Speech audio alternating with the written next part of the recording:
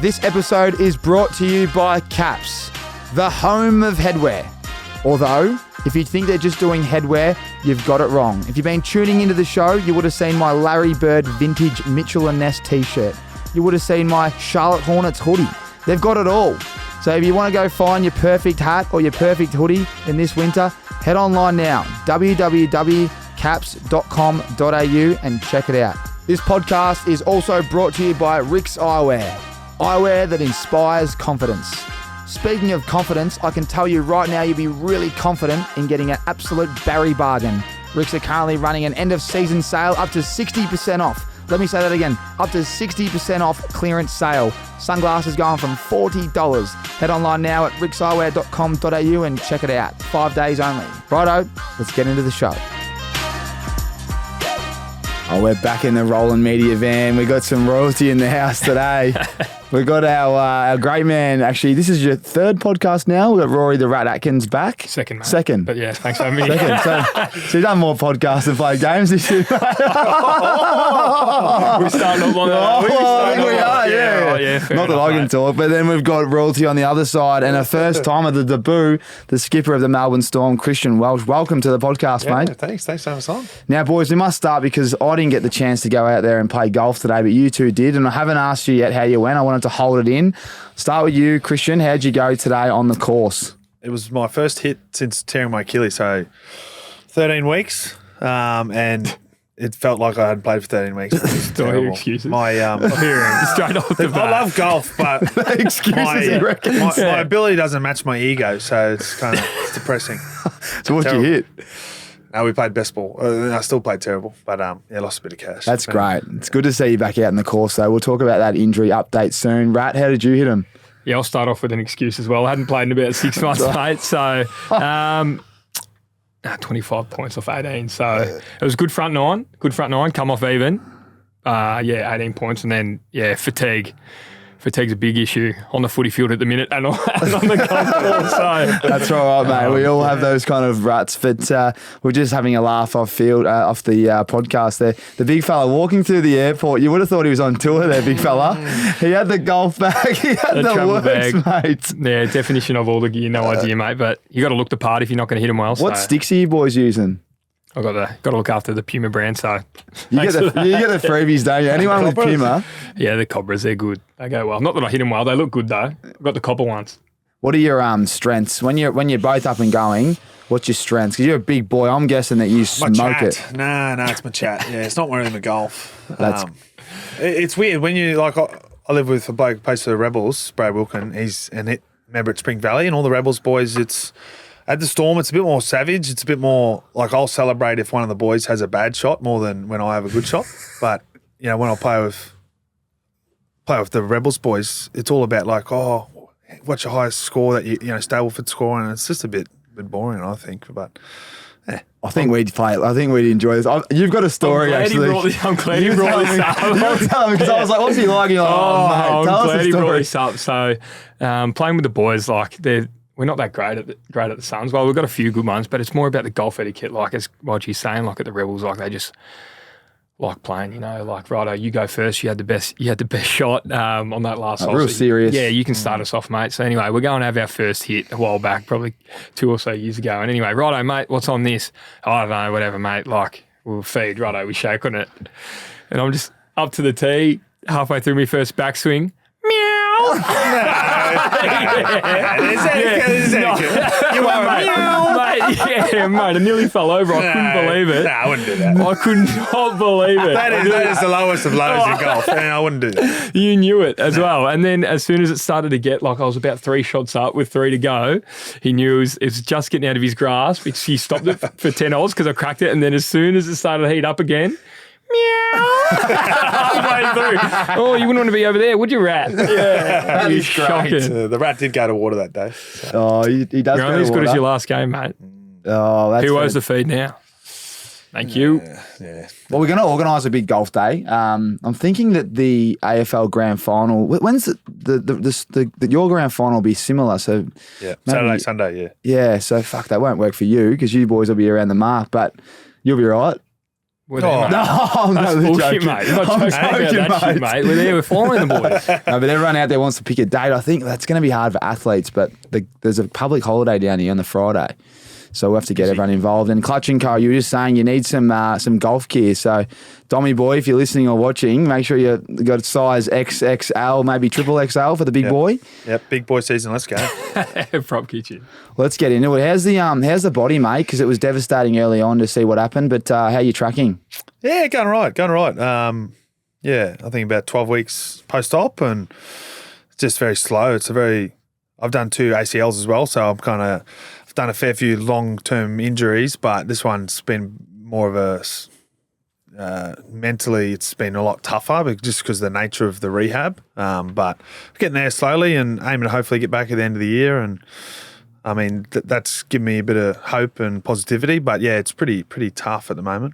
Yeah, mate. Geez, you've been through the wars, like 2 ACLs and then this. It's I only just spoke to Johnny Patton recently, and he's had 3 ACLs. So why are you saying the Achilles is harder? Like, was the ACL just an easier rehab, or? Yeah. So like when you get your ACL, you have the op, and then you have your ups and downs, but you can progress it. Whereas the Achilles, I have the op, and then for the first 2 weeks, literally told just to elevate and get off my feet. So I'll just lie down for 2 weeks to heal it and reduce swelling, and then you got to let it heal for another 6 weeks. So you get to 8 weeks of doing nothing.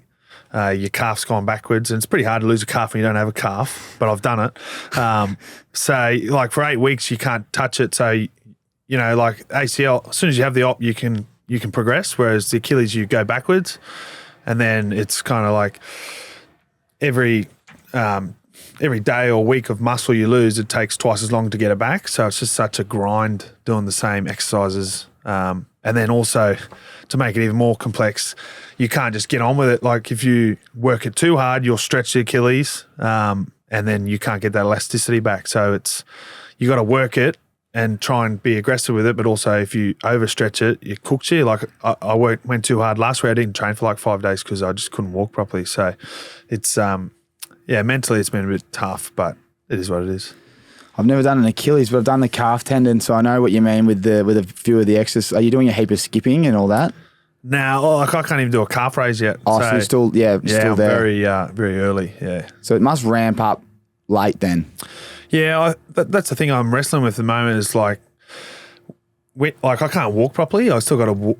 It's bizarre. Like my first bit of rehab, I'd chuck joggers on with heel raises and I'd walk in the pool, like in my DTs and my joggers, just practicing walking, laps, up and back 25 metres each time. So I'm still at that stage where I can't walk properly because when you walk, you put 3 times your body weight through your leg, and I can't do a single calf raise or body weight. So it's all about trying to get that strength back, but because it takes so long, because you haven't done anything for 6 to 8 weeks, so you've lost a lot of strength. So that's the frustrating thing, because I literally can't walk properly. I got a bit of a limp, but then I think as soon as you walk properly, it really accelerates pretty quick. Well, that's what I'm hoping. So because time's getting away a little bit. I want to try and get back at the end of the year, but it's going to be really tight with the timeline.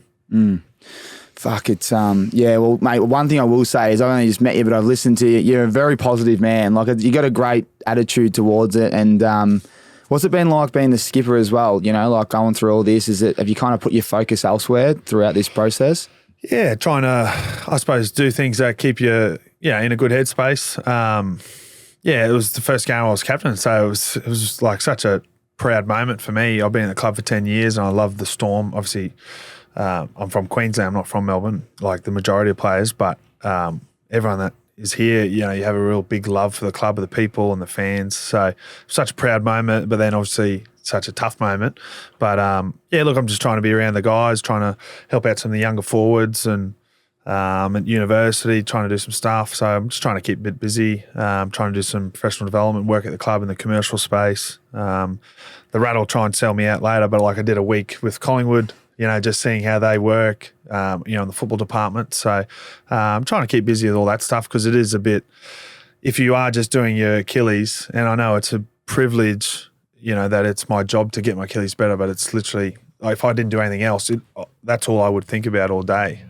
So it's good to have other stuff to do. Yeah, it's great that you're active. And one thing that I picked up before you talk about what club does the great man support, one thing that I picked up on when you did that 7 things as a CEO, you wrote, you mentioned something about the drive to survive and how the NRL needs that inside, or someone should cover a club. I'm a big believer of this as well for probably the Suns and the Giants, two of the teams that have just started. I think that behind the scenes gives everyone an insight like no other. How strong are you on that view, and what can you do you think you can achieve it?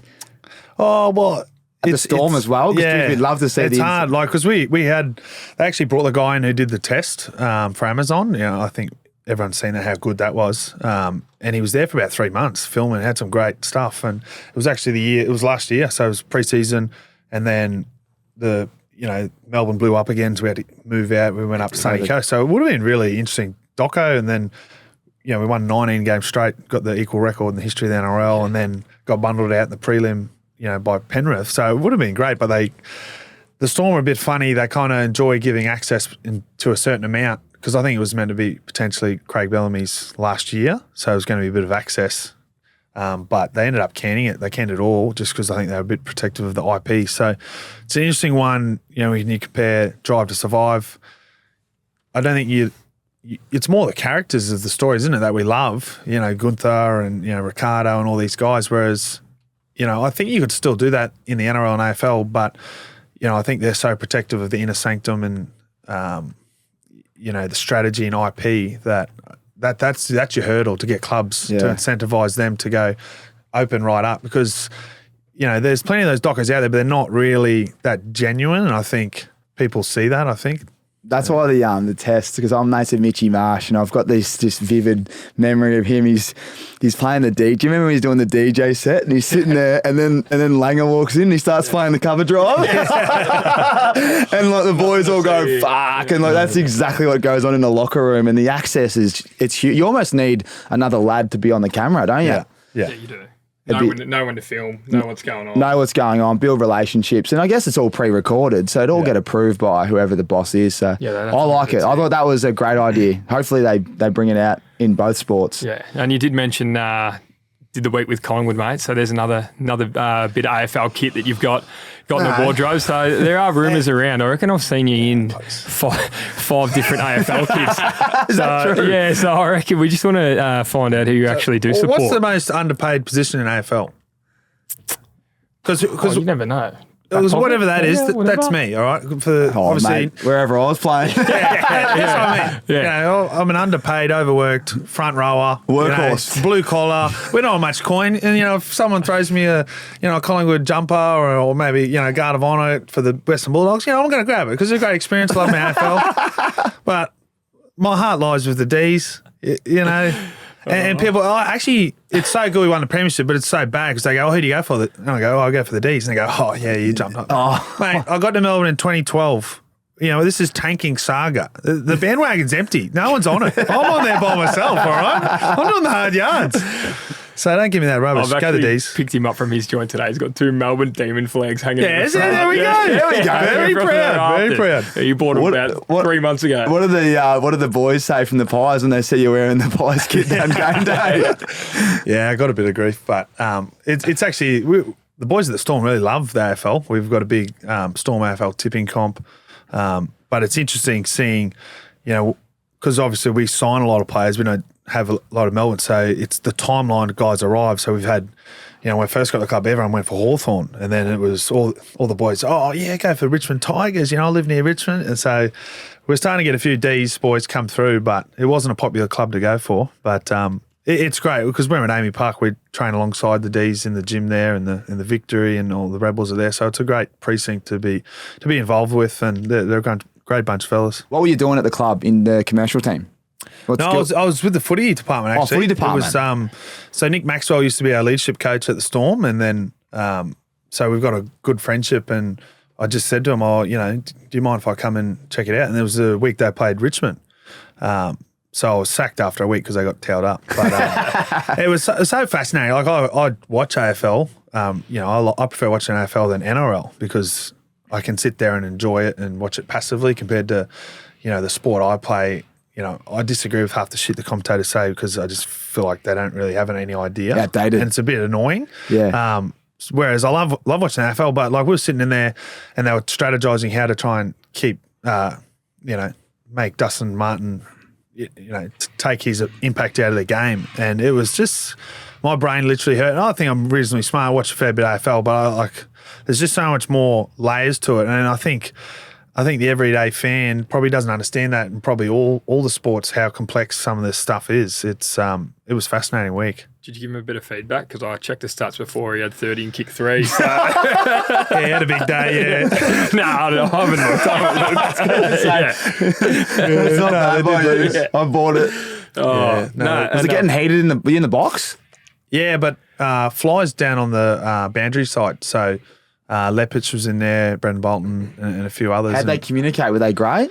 Yeah, they were good. It's interesting, and they've obviously got the analytics guys, and there's just so many different levers to pull in AFL compared to NRL. Like we're a bit more of a simple game, one line against the other line, whereas AFL, I probably didn't appreciate how much strategy goes into it all. So it was great. I thought Craig McRae was awesome. He's probably more of a new age coach, very positive, trying to develop and build guys up, where my coach in NRL, Craig Bellamy, is a bit more old school. And obviously he loves his players, but it's kind of like a tough love as well. So you need to play well, train well, prepare well, or else you're going to be in a bit of trouble. So it was really fascinating to see the contrast of the two kind of clubs. Yeah, it's good. Someone did message me prior. They wanted to know what NRL players, majority, you've already touched on it at the Storm, but what do they think of AFL if you were to grab all their opinions? Is it they all love it, or they think it's soft, or they...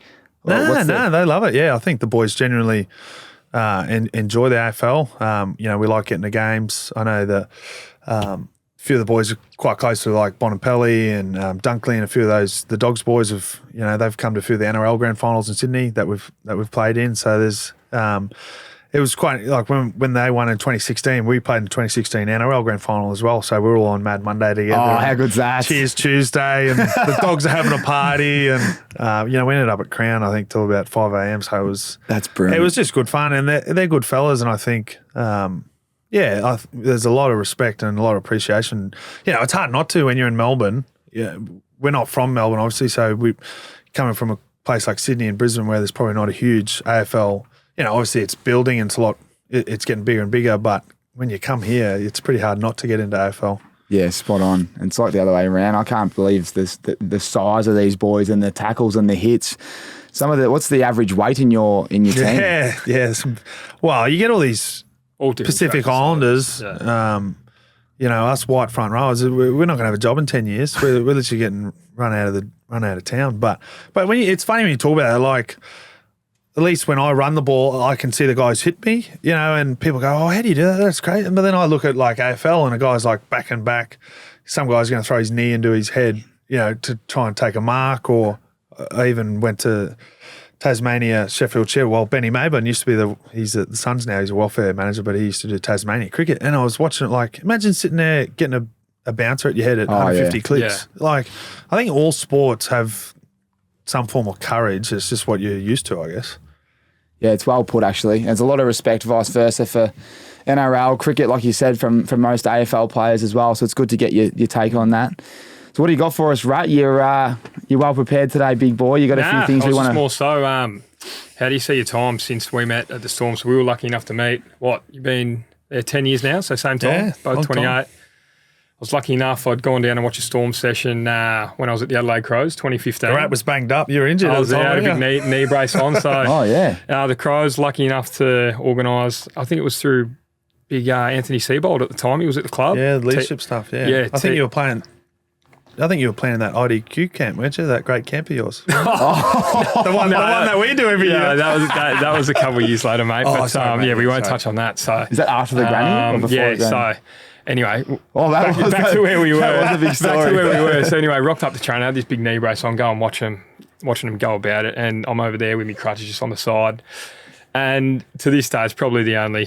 he's done a couple of right things, a big fella, but the only one to come over and shake my hand and say g'day at Storm training. I was pretty sheepish over to the side, but he come over. He hadn't played yet either, so Yeah, showed some balls. A big fella come over, say g'day, introduce himself. Yeah, I saw this kind of little virgin-looking fella. I'll go say go to him. He's always doing tough. He's got the brace on.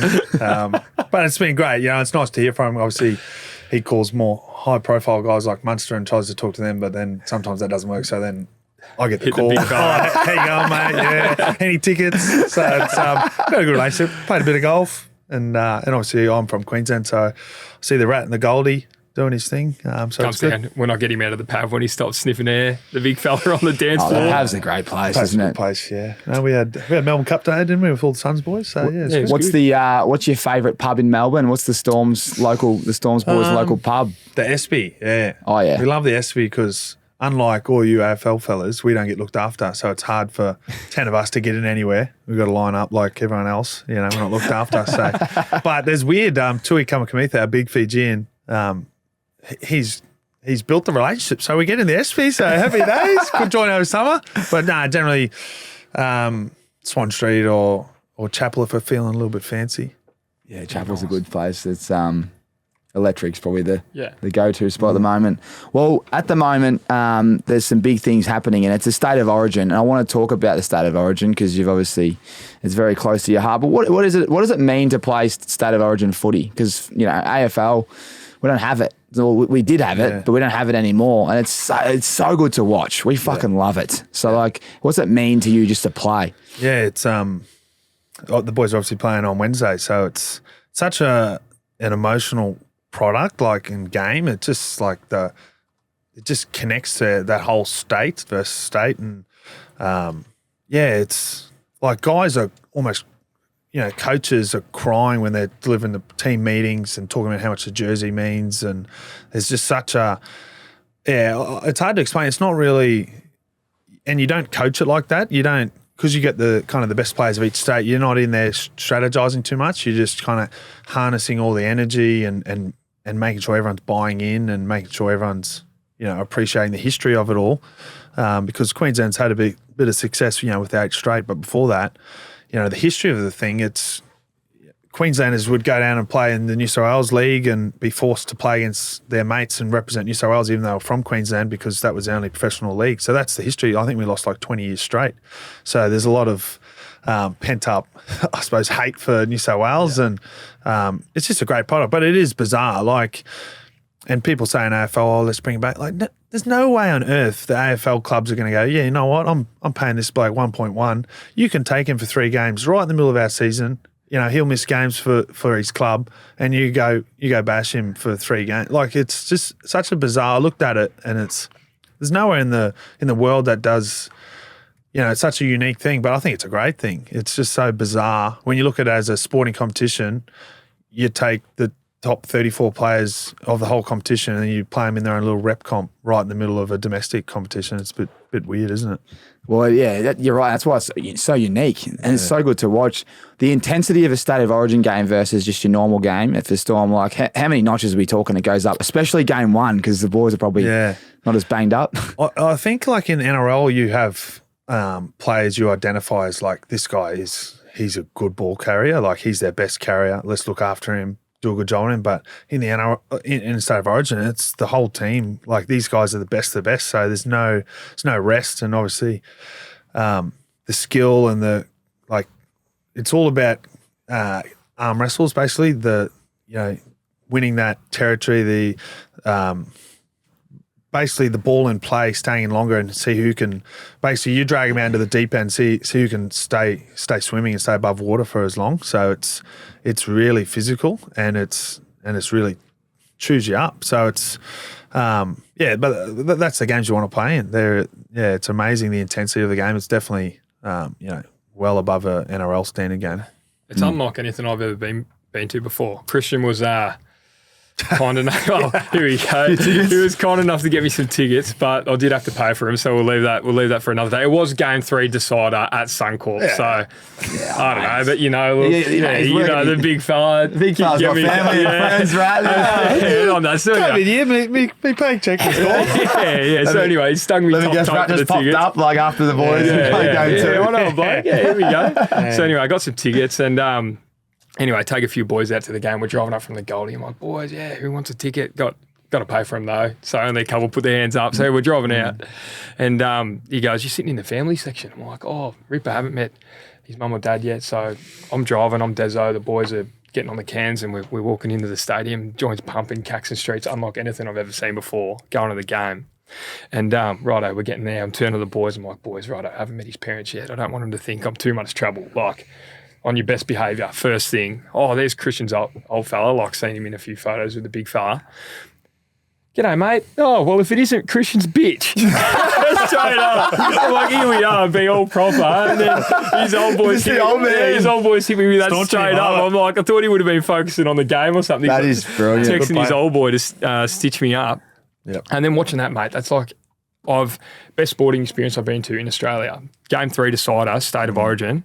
I'm obviously supporting the big fella, but no bias. It was unbelievable.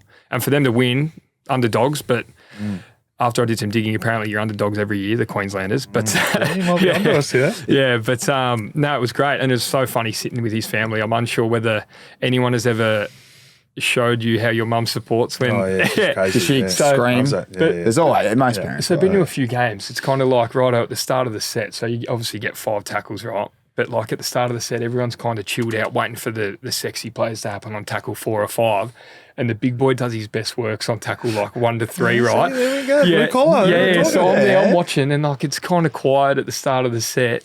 And then you just hear, "Fucking go, Christian! Fucking hit him hard!" And it's like his mum at this stage, like for 10 seconds every set is like the only one supporting because everyone's waiting for like the winger to score a try. But he's like, he'll run off the line and try to tackle someone. She'll be like, "Fucking hit him, Christian!" And then she'll be into him, and everyone's like all settled down. Or he'll do something that no one will see, or the people that are just watching him will see it. You know, like when you go watch a mate play AFL and you're just watching them, and like he'll rip the ball out, and she'll be like look around to see like whether everyone. It was so good to see whether everyone saw it. It was good to see. To have your son play State of Origin. I mean, there wouldn't be many of them. Nah. There wouldn't be many of them.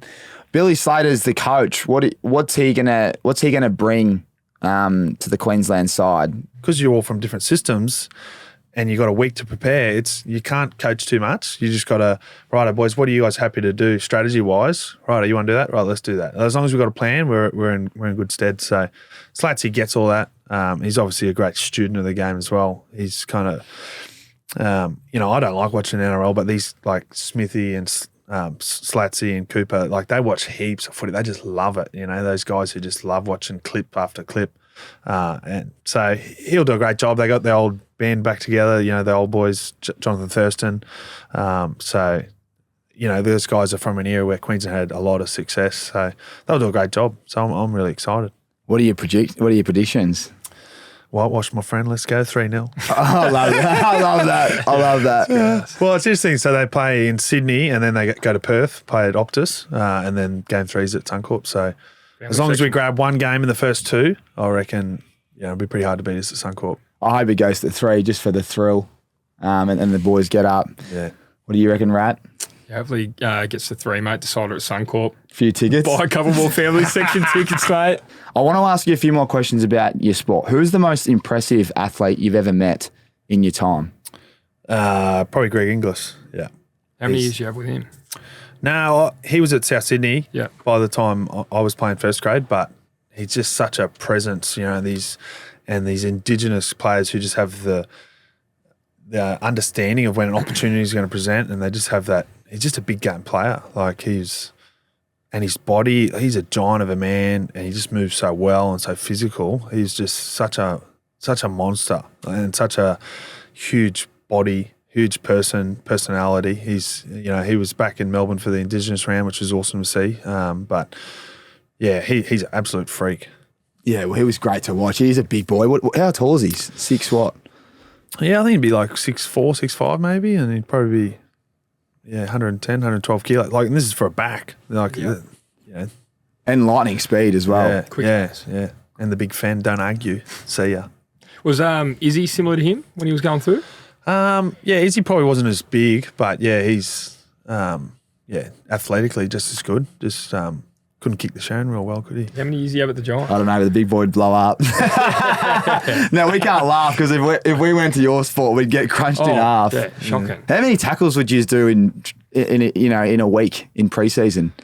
Oh, so Is that when you're at your heaviest workload? Well, that's the thing. We got this. His name's John Donahue. He's a Brazilian black belt, like Bad motherfucker. yeah, he's a bad boy. But he also like kind of lets you know he owns you. He's got this very like the softest handshake, just to let you know, like I'm the big dog. It's kind of reverse psychology. I don't know how it works, but he used to be like bouncers at nightclubs in LA and Vegas, and then Mandela come out here was part of his security entourage. So he's very those sessions they're not even really skill based. Like he just literally will, righto boys, we're going to do sumos. So everyone take your shirt off. We're going to have a line in the middle, and you just run in from 10 meters, and you just do whatever you can to knock that guy past that line, and you hold him there, and then he'll call a winner, and then someone else will fly in from 10 meters into that guy who's just done the sumo, shirt off, just bucking, and like it's very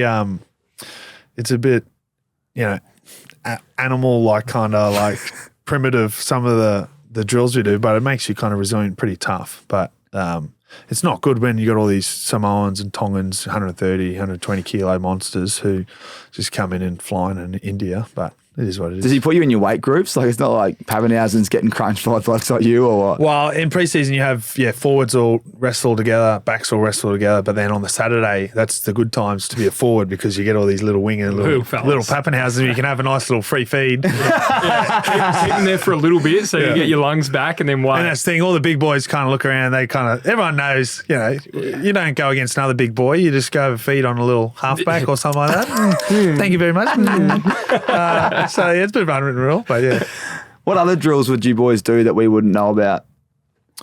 I think the wrestling, that's the real nasty sessions. But then look, when you start in first grade at the Storm, you do a 2-week work program. So to make you appreciate, I suppose, the nature of your job and full-time element. So for 2 weeks, you come in and lift weights at 5 a.m. You finish by 6. You chuck the high vis on, you go out to a job site, and you're basically some tradie's little bitch for all day, and then you finish at 3 or 4. Then you drive back to Amy Park and you train at 5:30, and you might train for 2.5 hours, and you get home probably at 9 o'clock, and you do that for 2 weeks straight. Wow. To make you appreciate, obviously, back in the day, this is what blokes did.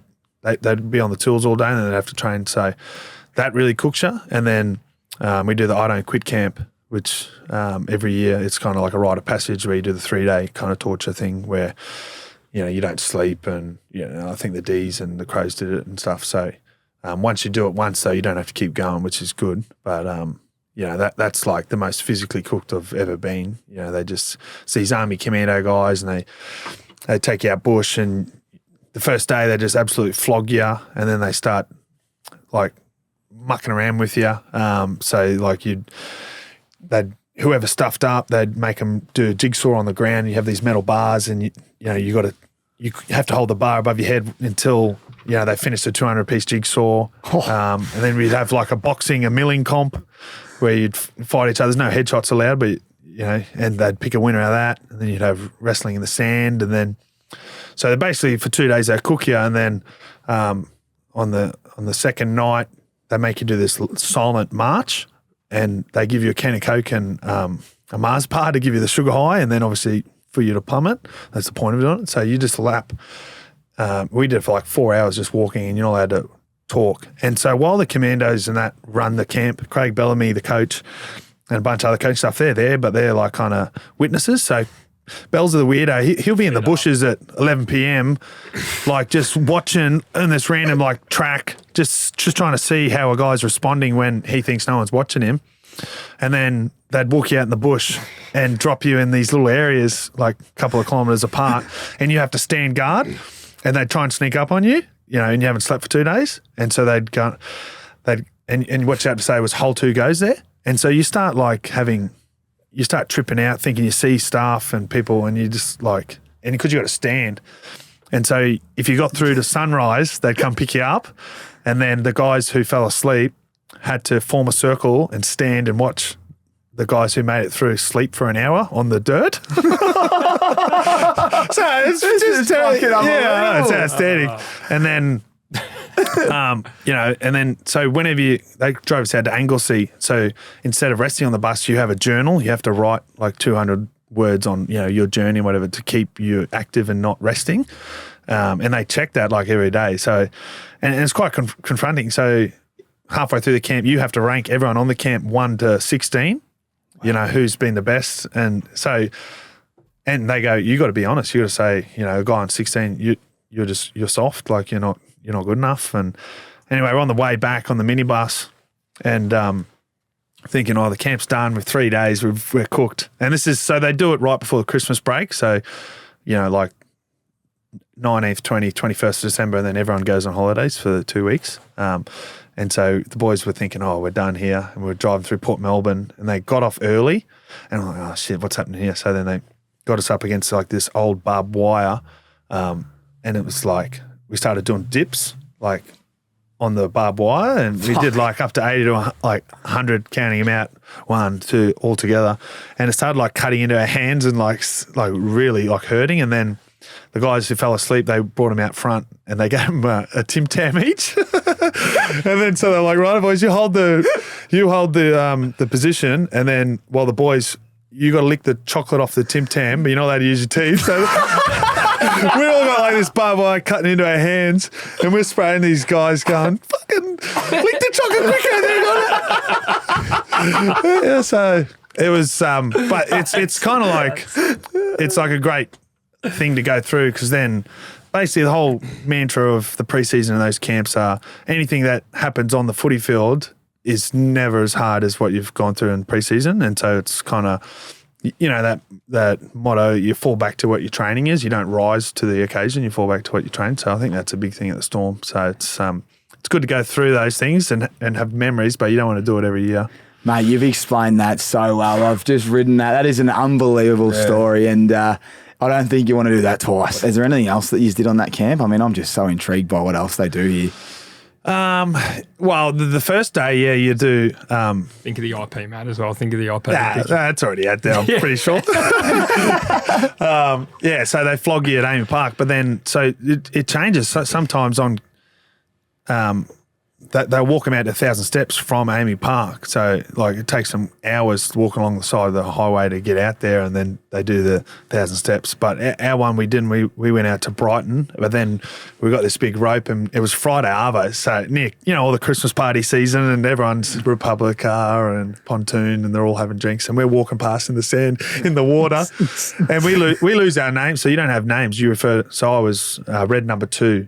Red number 3, red number 4, and there was 3 teams, and you kind of work together, and so we're carrying the rope, doing push-ups like face first in the water, and all these people are laughing at us, drinking beers and taking the piss out of us. So yeah, look, it's pretty tough, but yeah, as I said, once you get through that, you're pretty good.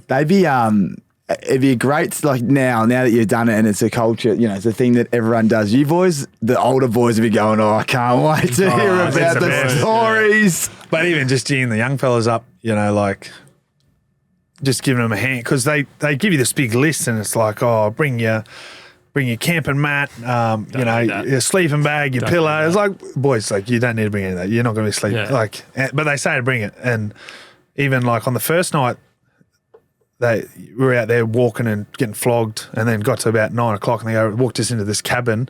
All right, boys, we'll see you at 5 a.m. You know, have a good sleep.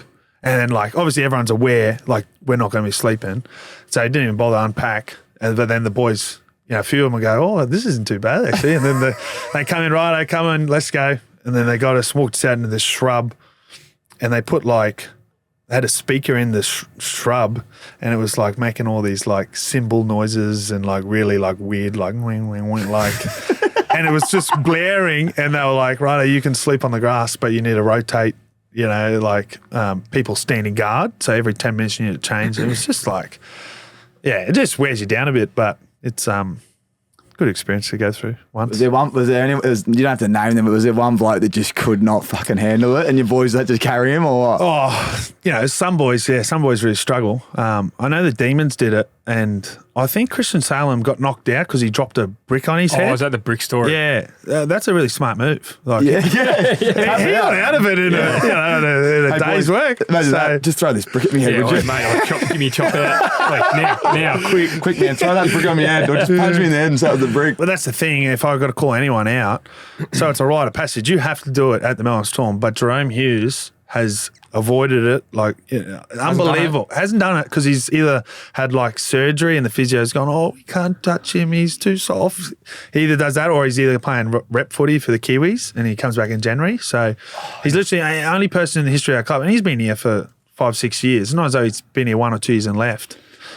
So calling him out, hopefully. But then there's a World Cup at the end of this year, so he won't do it this year. He's figured the system out. He knows. He's worked it, yeah. And he's obviously paid off the physios. Oh, yeah. And tell us what could have been, mate. He whenever he gets a bit of liquid courage, mate, he reckons he reckons he got a trial at Essendon in the category B. He reckons Big Dodoro slid into the DMs. Oh, really? We've Trying to all hit been him there. up. Big age Trying to one. hit him up 30 I was a bit kilos leaner ago. back the in big the day. fella. A bit leaner back in the day. Did he go all right with the Sheridan? Nah, not really. But played a bit of school footy and then come down, and that's when all that non-AFL background, they had those category B rookie. Yeah, rookie, that stuff. So The big weapons. Went out to Windy Hill and met Big Dodoro, so that's my claim to fame. I tell the boys, not that I could kick anything, but Did you spend run us straight did you at a spend few some blokes. time down there? well, if footy didn't work, if rugby league didn't work out, I would have. But it's come quite good, so I haven't needed to try and make that desperate call. But The hybrid. Yeah, the hybrid. yeah. Geez, you'd be a scary man just launching at packs with your knee up at someone's head. I can't run now and I can't jump. So Just on Craig Bellamy, like, what is he like as you've given us an insight a little bit, but what is he like as a coach?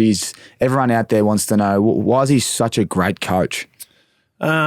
it's all about work ethic for him. And it's like he puts it in. Like I'd hate to be a coach after footy. The amount of clips and reviewing, like the amount of work they do to prepare us and to like preview against the opposition each week, it's so thorough. Like we're never caught off guard who their best player is, what foot does he step off, what hand does he carry the ball in, does he like to go on the left or the right hand side.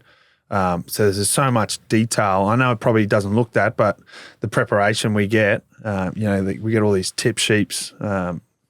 It's so thorough, and he's just so committed to that. And he's a bit old school, but he's shown a willingness to like really embrace assistant coaches and to, I suppose, modernise with the trends of the game where it's going. He's obviously very defensive orientated, but he's just a good fellow, old school, blue collar, he reckons, even though he's been on plenty, and he lives in Middle Park. He's been on 1.6 for over a decade. So Does he get you around for a feed? Is he like I don't think he likes me too much. But he's a good fellow, and that's the thing. The boys believe in the system and they buy into it. The little things like the work program, and I think to be like a hard coach like that, you need to have runs on the board. I think if you're not getting results and you are also very hard, I think it'd be hard for the playing group. I think you'd probably wear out pretty quick, but he does a good job. And I think the amount of assistant coaches that have gone on to be head coaches, I think it's a testament to he empowers and, all preseason, he kind of just watches. He doesn't actually coach a whole lot. I think that's where modern sport's probably going. It's more the man management. He does like a fair bit of strategy in that coaching, but he very much empowers his assistants. Yeah, it's great. It's good coaching. Who's the funniest teammate you've got, and why? Funniest teammate. It doesn't have to be the current, maybe past player. Clipper John's pretty good. Munster's good because he's a bit of an idiot. We've had some funny guys. what are some of the pranks the boys run with Yeah, that you can disclose? Some pranks. So there was one guy who was new and he was late to training, and he didn't have my number saved yet, so I texted him like as if I was Craig Bellamy, going, "Hey mate, you're late to training. If you make sure you come into training with a shaved head, no blade, you need to have that sorted for Monday. Got a beauty. She was like 18. Bald. God, Dr. Evil. Dr. Evil's right. Yeah, he was single as well. He was single, so probably set it back for a couple months. But, You win some, you lose some. I think we had one at the one of the ones we introduced was a fine at the club. So when you roll the dice, a fine, or you got to sing a song for a minute. oh, yeah, okay. And the singing a song, or if you put the fine has to be Substantial. enough, not too much, but enough that the boys can enjoy their Mad Monday with that money, or the trip away. And generally, if a player's not your marquee player, they're going to pick the song, and they've got to do the minute song. And the boys are told not to laugh or just hold it in for the minute. So the blokes at the front, and you can't. No one can sing these days. There's probably one or two blokes who can sing, and it is like cringeworthy funny. So that's one that I'd advise to chuck on that roll of the dice. We've got a chili challenge as well, so that's always pretty tough. They imported like the hottest chilies from America and that. And I had to do one. I wasn't well for like 4 days. Yeah. You're not well at the best of times, but after that. I'm surprised the coaches don't get onto that. So that's great. Well, mate, that's pretty much all I've got, Rat. But we do have our sponsors. We love these segments. You don't come on the on the show empty-handed, big fella. Oh, here we go. Caps are a big sponsor of the show. The home of headwear. They do great things. There's a few caps here, mate. We've got a few here. I'm not sure who you support in the NFL. Do you actually go for the Jets? Nah, I don't. Are you a Jets man? Yeah, I am. So I saw him wearing the hoodie. I thought... To be honest, I was. When Eric Decker was there, I was a Jets man. And Fitzmagic, who just retired today, he was... to be honest, mate, I just love... Fantasy's made me... Appreciate the players. Appreciate the players and all teams. I love good teams, but got a soft spot for the Ravens, mainly because of Lamar Jackson. If he got traded, I'd kind of be a bit flat. What about you? Who are you supporting? Jets. Oh, you said that, yeah. Yep. Your Bears, which is tentatively. You've lost your main man, Mac. So it's Khalil's gone. Justin Fields. Yeah. Yeah, it'd be interesting. Next year is exciting. I just saw the golf day actually between the boys. You see that, Brady? I haven't had a look at that yet. How'd it go? Yeah, Brady and Rogers won, but Brady's pretty fucking funny. Really? He's actually he's pretty. I thought he'd be a bit more stiff. He's pretty good. No, I think because he's coming to the end, he's starting up a bit. Yeah, media. It's like it's all getting recorded. He's let's fuck these boys up. First thing he said, on the tee. I'm like, I wouldn't expect that from Brady. Whoa, settle time. He's got the Brady brand. I think he knows it's only got one or two left. So it was good banter. I think Rogers sunk a nice putt to finish it, which is good.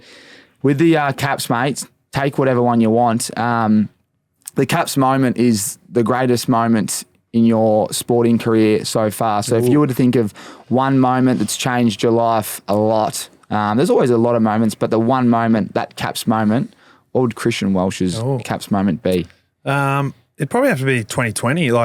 And you talk to people about 2020 and they go, how bad was that, COVID? And I was like, it's literally the best year of my life. We won the premiership. We were based at Sunny Coast, so we weren't in Melbourne, but we won the premiership and then we were into the bus into the Gold Coast to another hub for another 3.5 weeks, and the worst team in history of the Maroons in Origin, and we ended up winning 2-1 in the game 3 as we spoke about at Suncorp. I think winning the grand final meant had the most significance because I'd played 2, lost 2, missed out on 1 with my ACL. So that was with the guys that you've grown up with. Coming through, when you're rookies, 18, 20-year-olds to winning a premiership together, that was probably the most meaning. But then the most surreal moment would have been the game 3, as you were saying, Rat, at Suncorp, the Sea of Maroon. And it was so bizarre because we'd been in Sydney the week before, we were still under a 14-day hard quarantine. We were allowed to go to the stadium, so we couldn't mix in. I couldn't go for a beer at Caxton Street. We actually drove the bus, parked the bus, and we were waving at people having beers on our bus and all the Queensland fans. So it was quite bizarre. But there was a bit of a loophole because Byron Bay was considered a clean area. So if we stayed in Queensland, we would have to, stay in isolate for 7 days, or if we went to Byron, we could run amok. So it was the best off-season trip. We got the team bus. I think about 18 guys we bought this rented this big mansion, pools. I couldn't believe no scandal or anything come out of it. It was amazing. Nothing bad happened. The parties and we almost stole the Origin Shield. We had the Queensland bus drivers up there. It was so much fun. But yeah, it was such a great year. Oh, that's brilliant. What a Caps moment. It might be one of the greatest we've had. So that's great. Thanks for sharing that. 2020. This is the other one. Oh, I love it. RIXX in retirement. Hopefully the sun shines down here in Melbourne soon. When you've finished up pretty much not just your sporting career, but, life after footy, whether it be at the Pies or somewhere else in the football department, where would you love to retire with your RIXX eyewear on in the world, and why? The world. I'd love to go live in New York. Yeah. For a couple of years at least. I think it'd be great. Go the Jets. Yeah. Been there a few times. Whereabouts in New York? We stayed in West Village last time, but yeah, I just love living in America, I reckon. But I reckon I'll eventually go back to Queensland. Bit of sun up there, Rat? Even though you're pale as, you live in the Goldie. Thanks for that, mate. Yeah. You'll be there working in the Dolphins head office or something, mate. Yeah, the Finns, yep. Yeah. New franchise. Out of Camp Hill. Yeah. Yeah, that's brilliant. Well, New York's a great spot. I think I'd be very similar. And then the other thing we always ask is the referral, the ACES referral program. We haven't had much luck with this, but now that you've been on the potty, I always love asking like-minded people who you think would be a great guest, lighthearted, clearly sharing great insights, but stories, funny stories is what we always love. Who's someone that you know that you definitely could sew up and even join you and I and Rat on the next potty? I think, the two biggest personalities, I don't know, you more AFL, but I think you'd have to get maybe the Cheese, Brandon Smith, or Cameron Munster, I think. Well, we floated that, getting you and money on, because then you could tell stories of him and he could tell stories of you instead of you stitching yourself up. He's a changed man, though, so he's come good. He's come good. Yeah. Well, that'd be great if we can get the great man on. The two. On. Cheese is... get them both on. Is Cheese best on for the celebrations? Yes, yeah. Well, that's the thing. They had their little, obviously, scandal, but so Munster's no value anymore. He doesn't really drink, and he's a bit of a homebody, which is good, mate. He's very happy. He's in great form. Money. Yeah, the Cheese still carries the flag. Cheese is still Cheese. Yeah. Yep. Oh, we love that. Well, hopefully we see the boys on the potty, mate. Thanks so much for your time. Wishing you nothing but the best with your rehabilitation with that leg, and go the Maroons, and looking forward to seeing you back out there with the Storm. You'll be back out there, mate. It'll return quickly, like we said. It's like a couple of those stocks that were on, right? They sit there like it's tough going, then boom. You go to the moon, mate. To the moon. So thanks, mate. Thanks for joining us. Yep. Good to be here, my man. Thank you. Yours. Thanks for listening to another episode. If you enjoy listening to our podcast, please feel free to hit us up on our social channels at Ausmerican Aces. If you're entertained, inspired, or feel more educated, please share it with your friends and family because we appreciate the support.